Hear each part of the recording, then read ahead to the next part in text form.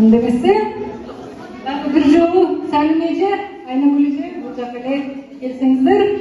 Биздин ушундай жакшынакай ыркесе майрамыбыз ушуну менен жыйынталып отурат.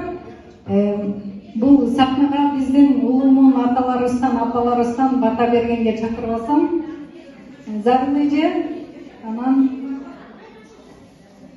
аксакалдардан ким улуу бул жака келип бата берип кетсеңиздер, ушуну менен кечебизди жыйынтыктайлы.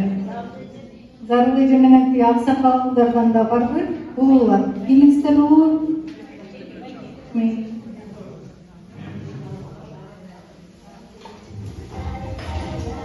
Кыргызымда бата бар, бата берет аталар дейт. Ошон үчүн аксакалдарды мен чакырганым ошол.